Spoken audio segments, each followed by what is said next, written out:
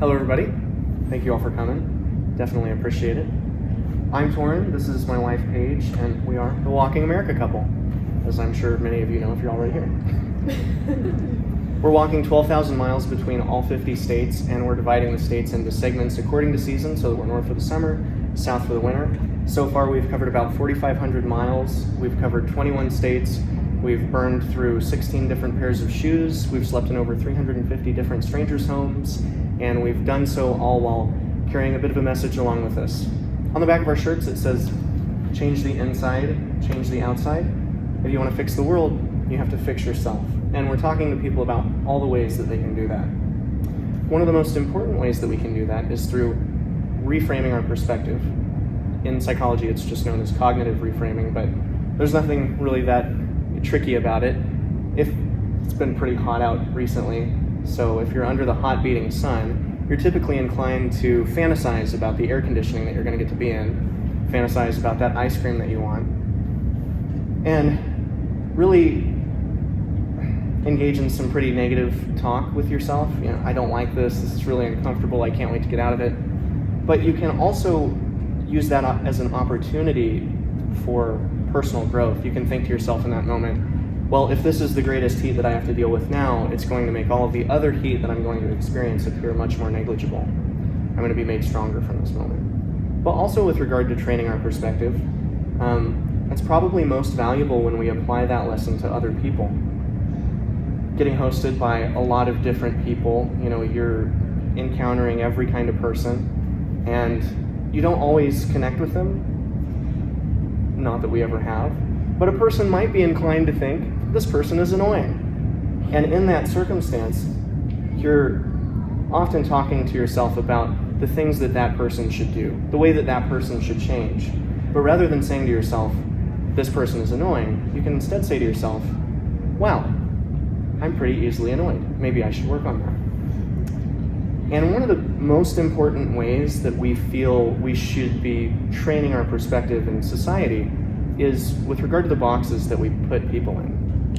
Oftentimes when we encounter something really positive and we post about it because we like to display the kindness that we experience along the way, we get a lot of comments about, oh look, there are really a lot of good people out there in the world. There are more good people than I thought were out there in the world.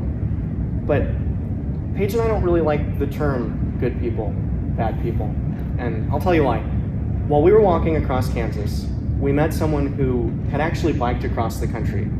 They said, you wouldn't believe it, but I actually met someone on this same road right here, walking across the country, raising awareness for diabetes with their son who had diabetes. And they were inviting everyone on a return thank you tour to bike the country with them. So he invited us to his house in a little town of just over 200 people known as Norcator, Kansas.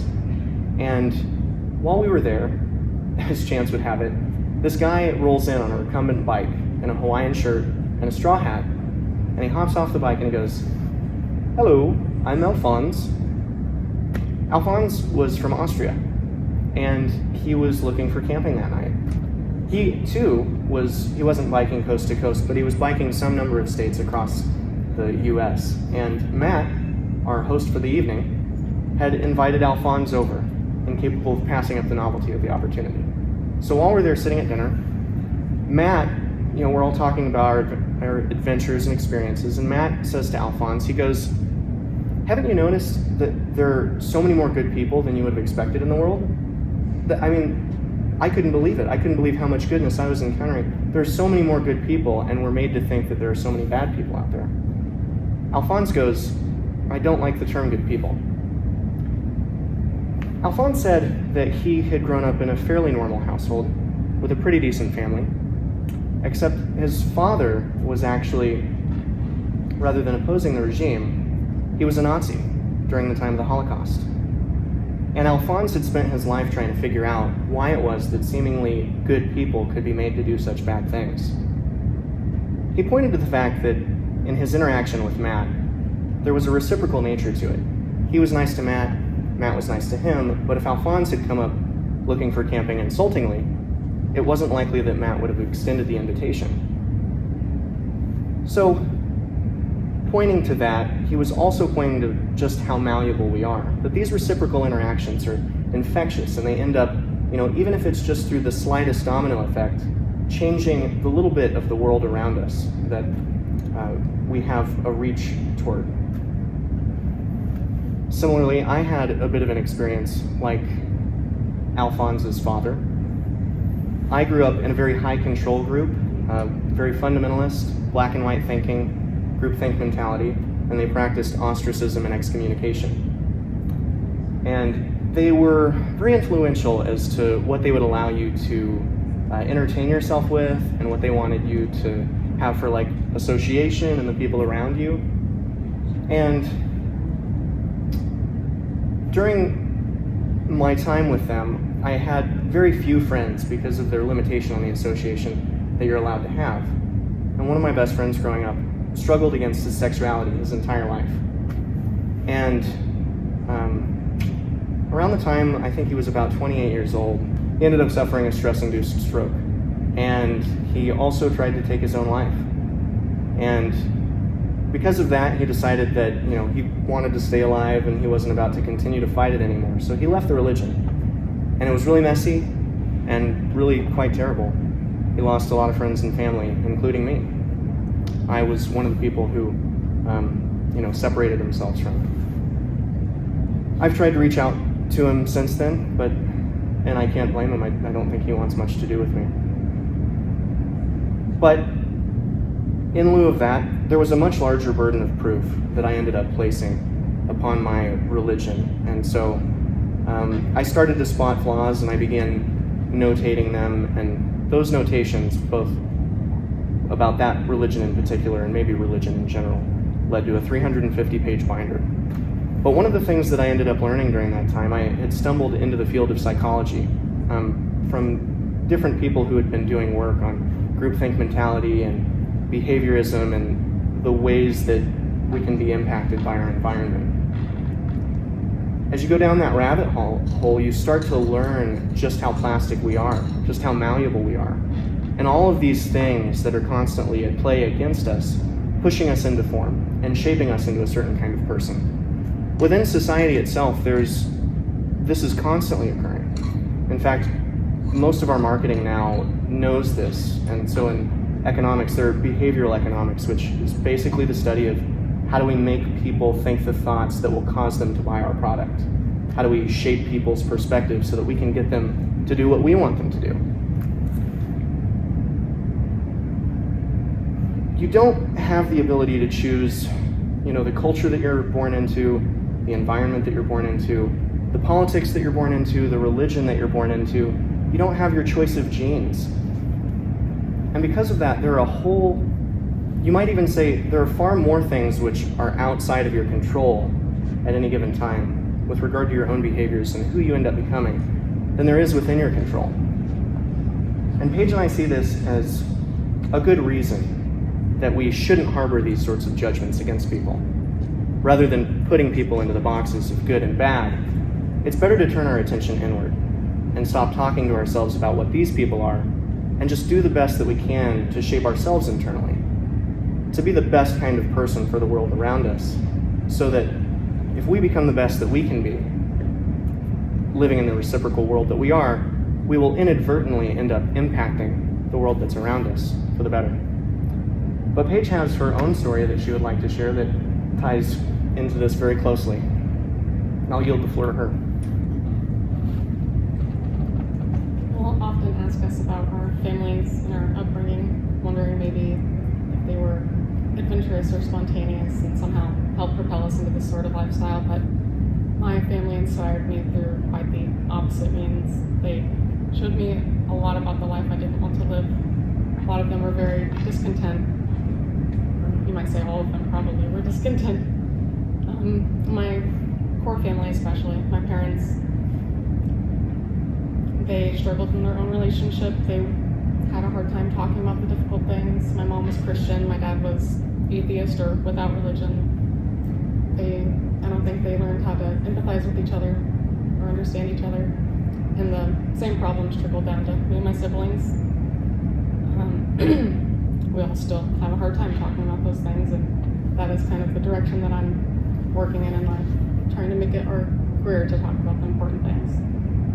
And we see a lot of these problems that happened with my family on a microscopic level happening in the world on a macroscopic level, and we fear where these problems will lead the world. And unfortunately for my family, it led to the worst outcome that it could have.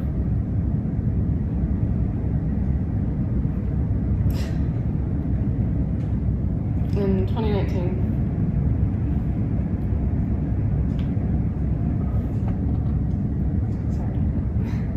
Take your time.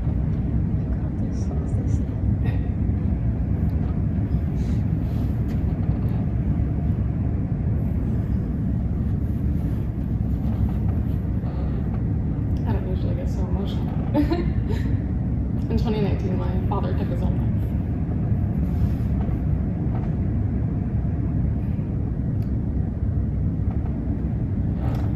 I don't think it had to turn out that way. I think we can learn a lot about our own minds.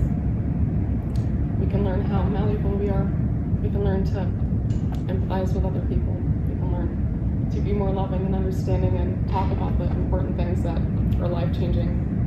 And my grandfather passed away just 3 days ago, actually, and I think he very well could have been impacted also if he learned more about himself, and for him particularly about health. He was the core reason, I believe, of his ending. He treated his body horribly, but he also didn't surround himself with positive and uplifting people. He, I think, was very impacted by his environment, and I think we all are. We're all so malleable, and we impact all the people that we're around, and all of our loved ones, and we hope to use what we've learned and show the world how much we can change, how to empathize with one another, and be more loving people. So, Paige and I think we're pretty good examples of just how much people can change. After I left the religion, I slingshotted in the other direction. I became very nihilistic, very skeptical, very cynical, and I hated people. I was mean, really, really mean. I don't think anyone would have probably imagined me in the circumstance that I'm walking through right now. And Paige, similarly, she really struggled to talk about the difficult things, to deal with those difficult conversations. I mean, it was something that I pushed back against throughout the course of our whole relationship. If we were going to be together, she was going to have to learn how to deal with those. We had to be able to talk through everything. That's what I want in my own relationship. Everything needs to be on the table all the time, because if I'm going to have a partner, I want that partner to have the ability to sharpen me. And even if that means being critical at times. And when we first met, Paige could hardly order her own food.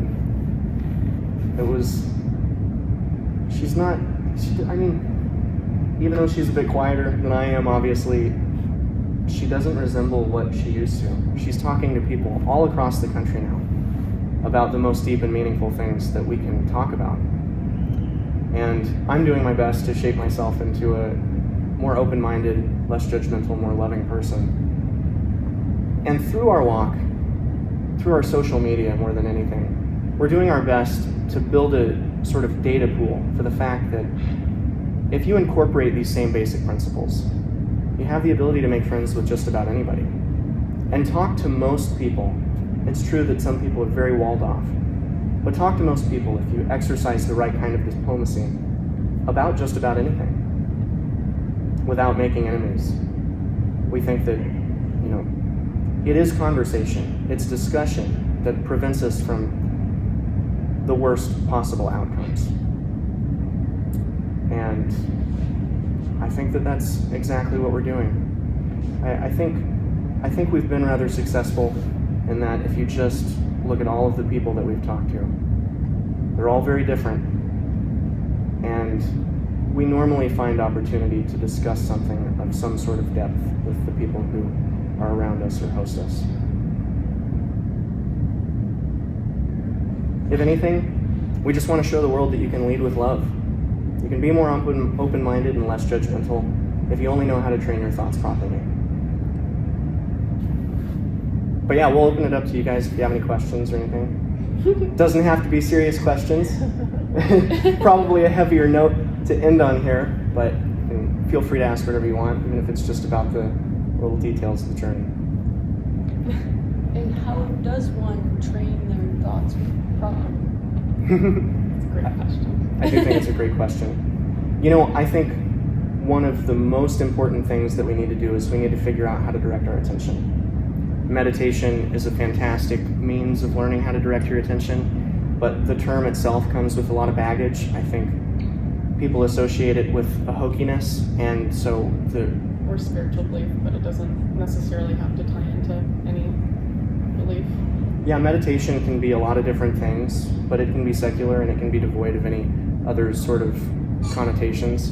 And really all it is the training of your attention. You fix your attention on something of little stimulation so that you can pull it away from the thoughts that we're often drugged along by, our inner monologue, and observe those thoughts less judgmentally. Not attach yourself to them as though they were you, but instead objectively evaluate them and figure out, are these thoughts that I'm thinking, are they healthy thoughts? Is there another way to frame this? Is there something else that I can do with the experience I'm having of the voice inside my head right now? And the only way that we can do that is to figure out how to observe those thoughts in the first place. I think that's the foundation to it, but there are a lot of other things that come into play, right? There's a lot of stuff where you can go from there. For example, one of the things that we've talked about through our social media is hedonic adaptation. It might more colloquially be known as the hedonic treadmill, and it basically describes the way that happiness stabilizes. So they've noticed in the field of psychology that, although we're prone to chasing after our desires and seek all of the pleasures and comforts that we can, once we get those, our happiness levels off. The person with the greatest number of pleasures and comforts their happiness is not correlated in line with those pleasures and comforts that they have. The richest people are not the happiest people, but the poorest people aren't necessarily the happiest people either.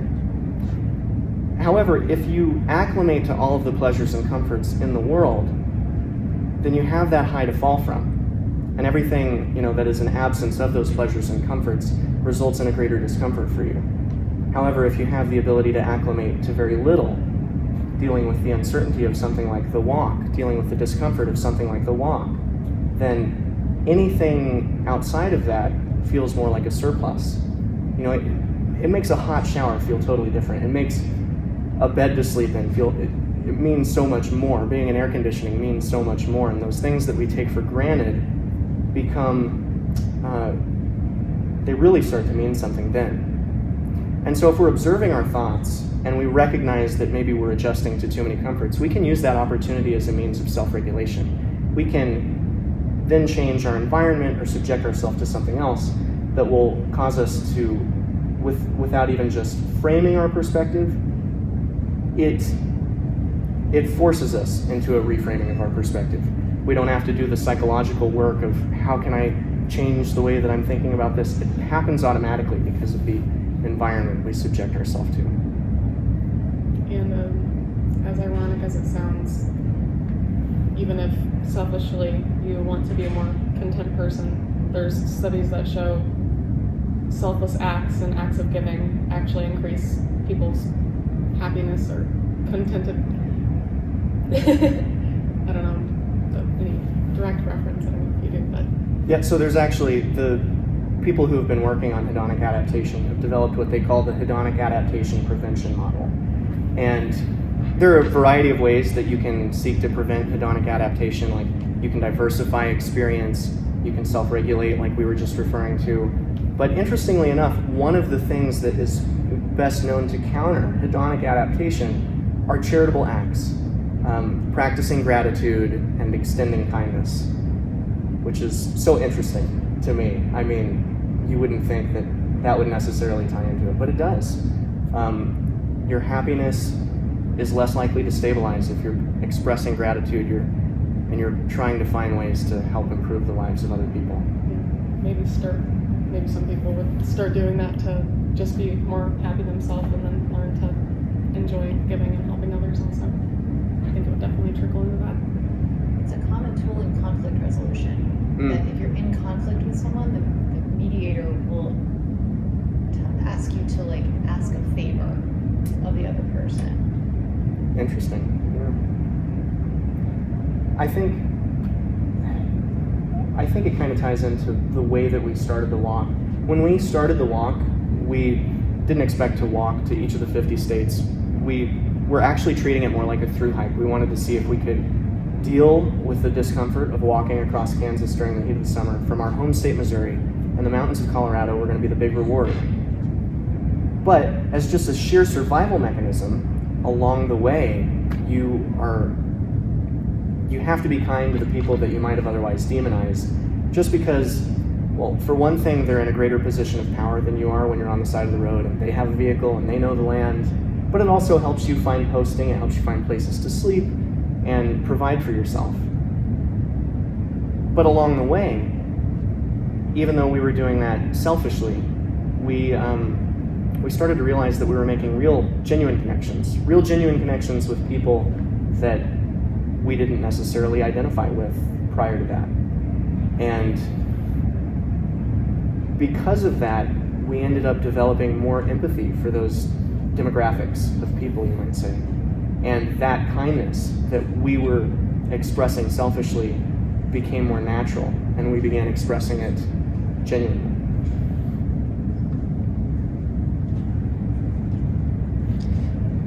In like the framework of this trip that's been going on for a while at this point, what were the most surprising things you learned about yourself?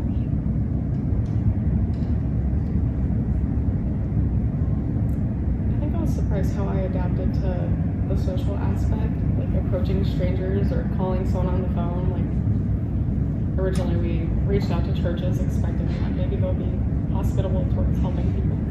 It seems like a church thing, and we'd ask if we could use their grass just to pitch a tent on, and facing that so directly and calling strangers asking for help was a huge stepping stone in my social skills, and I was shocked to see how receptive people were, and eventually people started inviting us, and one of the first churches we called invited us to sleep inside the parsonage, but yeah. That changes you, right? When somebody extends not just a helping hand, but a trusting hand. Yeah. They meet you and they go, you know what, I'll help them in this way because it'll provide more comfort for them. It makes you want to extend a more trusting hand, and I think sometimes because we lack a lot of trust in this world, it perpetuates the cycle. But I think that we can perpetuate the cycle inversely and cause people to lead with greater trust in mind. Yeah, I'd say we also, socializing with every kind of person, realized how well you can get along. Even like before, I would have not known how to socialize with someone so different, or someone that maybe disagree with everything. And I've learned to have empathy for every side of the argument and have love for those people I didn't expect to originally. I think that's an important and key takeaway, is that you can't purely think yourself into a better state of mind. You have to subject yourself to those sorts of uncomfortable experiences. Yeah. I've recognized, because even before hiking the Colorado Trail, which was kind of my inspiration to this whole thing, after I left the trail, I bought a van and I converted it and I started traveling the States. But I was traveling the States mostly out of national forests and spending a lot of time in seclusion. And during that period of time, I really started, that was when some of the greatest amount of cynicism began to form. I started feeling very disassociated from people, and seeing the direction that I was headed, because I had been practicing mindfulness as well during that time, seeing the direction that I was headed, I decided that I was not getting anywhere doing what I was doing, and I was going to subject myself to some sort of exposure therapy to deal with it. So I drove down to Vegas and I made a big Ask Me Anything sign that said bonus points if you can make me uncomfortable at the bottom. And I walked up and down the Vegas Strip a couple of different times to just get a little bit outside of myself and start talking to people that would ideally subject me to everything I could probably need to deal with in the future. What was the best question you got? Memorable, at least. Somebody asked me, what was it? He asked me something about particle physics. He was asking me about the electron cloud or something like that, and I still don't remember exactly what it was pertaining to. That was one of the more interesting questions because it was just so out of the blue. Got a lot of really personal questions about the size of a certain appendage. I don't know why. Like that came up about 12 times. Right? Were they seventh graders? No, they were just drunk people hanging out. You know what though? The first night that I did it, it led to a really, really good moment. There were a couple of Christian missionaries out there that had won gambling. I don't know how they found their way to Vegas to do that, but they had won gambling, and they started up a conversation with me, and they asked me basically just about what I believed, and so it unfolded into this really deep philosophical conversation, and they ended up inviting me up to their room, and they treated me to dinner that night, and for the last portion of that night, we just spent a couple of hours talking about big, deep, meaningful things about the nature of existence and our place in the universe.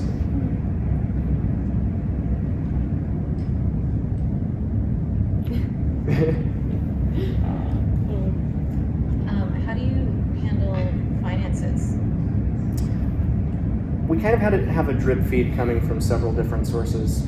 We don't run ads on Facebook because we don't think that it's conducive to a healthy mind. We think it hijacks your attention, and it seems a little bit hypocritical to run ads and at the same time proffer up this message of trust in each other. So we're donation-based, and we have that at the bottom of our signs, which helps when we're like walking the roads, definitely. We mention that on our social media as well. We have a little bit of money coming in through Facebook itself, because even though we don't run ads, we make money off of the engagement that we get with people on Facebook, but thankfully it doesn't affect any of those people in any way other than the fact that they're being data mined. But they're on Facebook, so that's happening either way. So just anyone who appreciates our message or what we're doing, can afford to, is welcome to give, but we have made all of our content free. We hope to share what we've learned with anyone and not make a paywall for any of it. Yeah, Facebook's really nice. It does this thing where you can see how much money you're losing on Reels and on not running ads. So we get to look at all the money that we've stopped looking at it. But yeah, we're saying goodbye to a lot of money so that we can kind of make a statement out of what we're doing.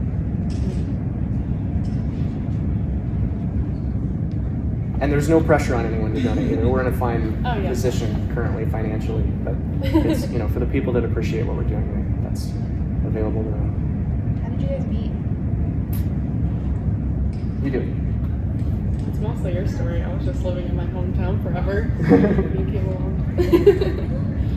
Toward the end of my time in the van, I had been floating in the van on savings that I made working in the corporate world.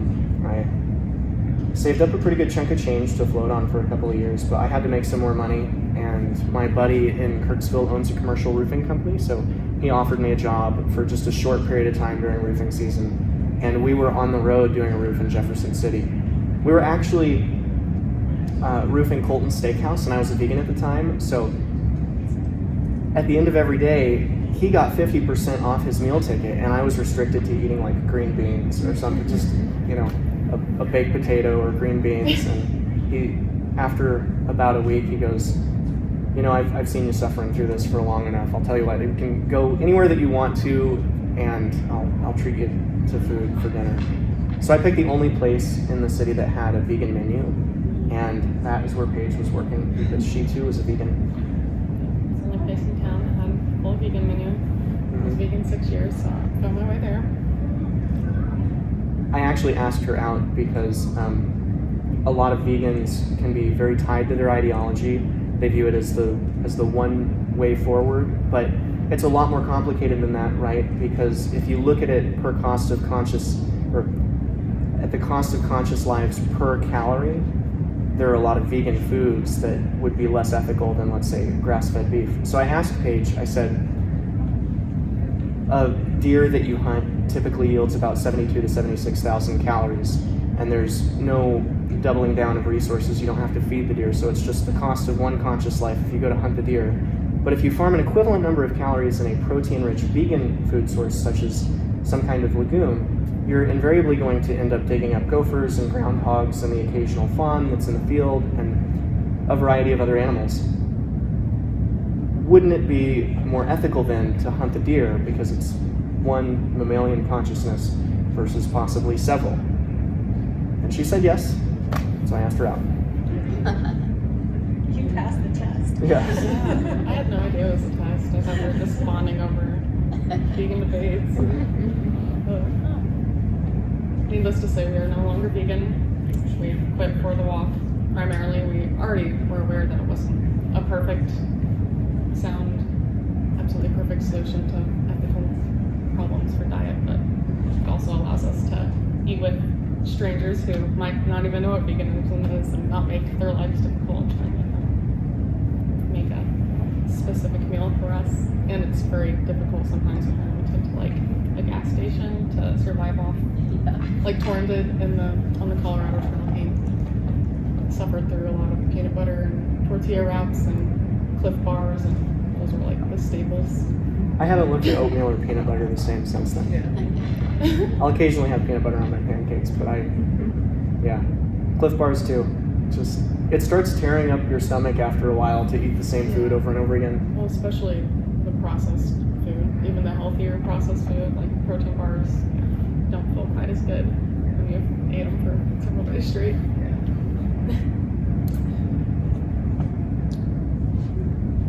Anybody else? So where are you going next? We don't know yet. We haven't had any time to plan anything other than this event and trying to like plan the logistics of hosting. But from here, we will have much more free time since like our last like planned thing. You know, we're gonna be looking for a vehicle, and then we'll take some time off and probably spend some time in the national forest and plan our next state, next route. Announce it to everyone when we decide. We are Eventually we'll be out in this area though, like maybe Idaho or Washington next. We are possibly considering returning to Missouri for a short period of time because of, Maybe. since Paige's grandpa passed away. We haven't really decided yet. We're not sure that we'll even be able to make it in time for the funeral. Well, no, I don't know if I updated you. We can't make it in time for the funeral, so I'm not for sure if I want to go. Maybe to just spend time with family. So. There are a couple of family members there that we feel could use our presence, but it's a lot of money to get out there, and it would be a lot more convenient to remain out here in the West. So we're kind of, once we find a car and we have some time to retreat to ourselves for a little bit, we're going to be making some more content out of lots of stuff that nobody's seen that we've experienced here since we made our way into Montana. We'll be also making some future plans, and then we'll update everyone with our future map. We'll tell them, this is our heading and here are the stops that we're going to have along the way. We'll probably pin it at the top of our Facebook page. We also are playing with the idea of allotting certain like mileage counts to cities. Say like hypothetically if it were Missoula, but we weren't able to walk into Missoula, we might say, you know what, we're going to bring our message to Missoula and we're going to allot 50 miles to it over a 3-day period. And so we'll walk the streets of Missoula for 50 miles worth and let people know who we are and what we're doing and see if we can get anyone from that city to get eyes on our info. Has Missoula been your favorite of everywhere we've been so far? Oh boy, we're getting recorded right now. I don't know if I want to reveal my true feelings. We do try to not pick favorites too much because we did originally, and then some people were offended or some people were overly prideful about being, like the favorite state. We'll just take We that as like yes. we like different places for different reasons. Colorado was beautiful. Wisconsin was friendly. We made friends with like 5 Mennonite families there, and that was very perspective changing. And made some lifelong friends in Alabama. So there's good reasons to like every place. Can we make it to the top 100 list, maybe? That's safe. I don't know. Top of the wood. You guys might need to change your cultural dynamic a little bit. So It's a little antisocial. it's pretty antisocial here, honestly. For how many people that we pass, like on an average day walking, even a highway where it's difficult to pull over, we'll have a handful of people stop to talk and see what we're doing. But hours of walking downtown yesterday, we talked to like 5 people, which is very odd in relation to the population. Interesting. That was probably only across 3 different interactions. A couple of them came together. Yeah, across like 2 couples. That was probably across 3 different interactions because a couple of them came together. So, to put it in perspective, other states that we've walked through that have not like had a great deal of time to prepare for us coming there. Missoula has known that we're on the way for a while now, right? But it's been really hard to get in touch with people. It's been really hard to get the community to care that we're coming. But in another city, Jasper, Alabama would be a good example. There are about 30,000 people in Jasper. I actually looked it up. It seems slightly important to your point. That's half that. It's like 15,000. Really? We have about 500 people from Jasper following us. We can see who's following us from where on our Facebook page, and we barely have a fraction of that following us from Missoula. And Jasper, we only passed through in the course of one day. And we had a 17-mile day. We allotted plenty of time to walk it, and we didn't get there until 11 at night because so many people stopped us to talk and see if we needed help for a ride because it was raining, and we're like, no, we're good. We're just walking to our host home in the rain. And it was What's been your split of like urban versus sort of smaller town versus, you know what I mean? Like, Yeah. have you walked through like big cities and medium sized and small, or has it mostly been like Missoula sized or smaller? A few big cities, but oftentimes we try to circumnavigate them because, and that's why we're buying a car. We want to walk larger cities and talk to the people in those metropolitan areas, but it can be very difficult to walk into them. You end up getting sandwiched up against a concrete barrier that puts you right in the face of traffic with no shoulder. And Bloomington, Illinois. Bloomington is a good example. Bloomington just about killed us. Most of the times we've walked into a large metropolitan area, the roads nearly kill us. Like, it's always at the bottleneck of getting into or out of that area. Yeah, if it shrinks down just for a moment, but the traffic's really heavy, it can be very scary. It has been several times. But some of the cities that we have walked through have been friendly. Every city has its own sort of culture to it, you know? Some cities are more politically affiliated in this direction or that direction. Some cities are more religious or irreligious. But one thing we've kind of noticed across the board is that, and we were telling Ashley this earlier, that it almost seems like you could formulate an equation to describe the way that happiness decreases in relation to the increase in population. We've noticed that across the board with just about every larger city that we've gone into. And when you say happiness, do you mean like friendliness or like contentment with life or Like what we're observing in people. Yeah, like when you said in the larger cities, the happiness levels were like lower than smaller spots. Like, what do you mean by happiness levels? I would say the position of discontent, like want and egocentrism seem to escalate as population rises. And that might have something to do with the amount of business that is incorporated into cities that's influencing people into thinking those sorts of thoughts, thinking about their desires and what it is that they want to get next and what it is that they want to do next. Whereas in a smaller town, all you have is community. You might not even have a grocery store to go shop at, but because of that, you have to spend your time in some way. And so if you're not spending your time by spending your money, you're spending your time on other people, talking to other people and establishing those sorts of relationships. And I think there are those communities inside of larger metropolitan areas, but it almost seems like the outlier because people have the ability to take out that desire for stimulation on something less sociable, somewhere where they don't have to interact with other people.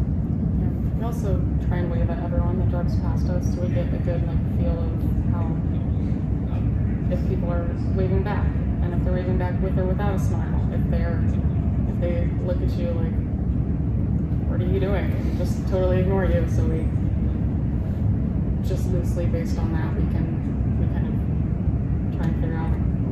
People on average seem less happy. They look kind of angry to see people doing something different. Of course, it's a different thing related to how they feel about people living an alternative life, but the friendliness goes up and down quite a bit, and I often associate that with happiness loosely.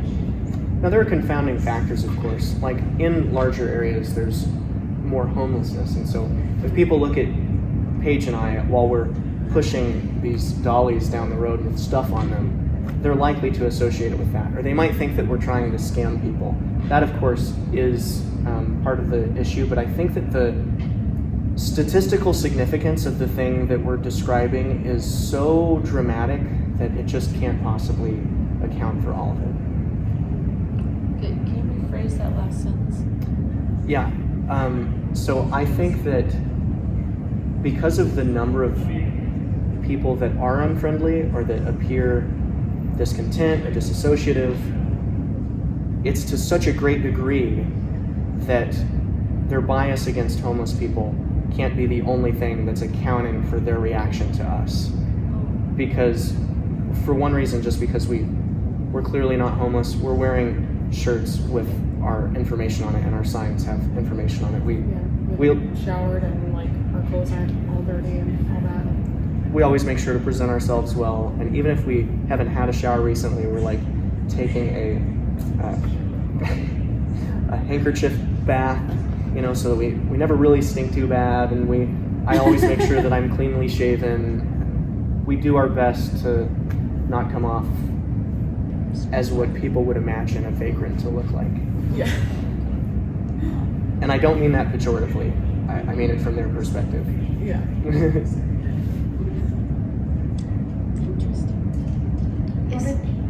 How did your dog come into your lives? I found Jack as a stray more than 15 years ago. He was emaciated and he was on death's door. So while Dad was telling me why I was absolutely never going to have a dog, Mom was busy shoveling Jack into the back of the vehicle. And Dad said that we were going to look for his owner and we'll find someone, but Jack's an incredible companion, so I kept him in the end. It's been with you for a long time, then that's really cool. Mm-hmm. So it's been, this is your 4th year? No, we started May 16th of 22. So just over 2 years. 2nd year. Okay. And so Jack was 14-ish when you started. And he's always been on a cart, or? He's always had the ability to ride, but he used to walk a lot more miles, and we could tell that he was energized and not struggling at all. But if we saw any kind of limp or hip problem or anything like that, we'd make him ride, and it's increasingly become to where it's now almost all of the time that he rides. And he does really well. If he's not doing too much walking, he gets around just fine. A lot of people mistake him for being a lot younger, but before he ever starts to limp, I think some problems can occur, and it won't be until the next day when he wakes up that he's got that stiff soreness You can tell he's lagging in the hips. So we're just really cautious about it now. Yeah. He fights us though. He wants to walk a lot more than. He has a lot of energy. Yeah, he does. How are your bodies holding up? You look healthy as all get out, so. Well, thank you. Quite well, I suppose. We're often very sore and our feet feel pretty bruised sometimes, but. What's your average miles a day? We do 10 to 20. I think we probably do average a solid 15. On pavement mostly. Yeah, on pavement. Mm-hmm. But that's, you know, sometimes you have the ability to do more miles because your area is flat. Sometimes you have to do more miles because of where it is that you have the ability to camp. And sometimes you have to do fewer miles because of where you have the ability to camp. So it's all very context dependent and, you know, how sore are we that day? What are we capable of that day? After a week of 15s, you don't feel like you can do another 15. Yeah. But we try to keep it sustainable. This isn't, you know, I didn't have a very pleasant experience on the Colorado Trail. Everybody's engaged in this one-upsmanship of like, one of the first questions that people ask you are, what's your pack weight? How many miles are you doing today? It is not about that. It's about the journey, not the arbitrary mileage, not about the destination. As odd as it sounds, the walk is not about the actual walk. Yeah, the walk definitely isn't. It's just a catalyst for all of these other things that we're trying to accomplish, the lessons we're trying to learn, and the message we're trying to spread.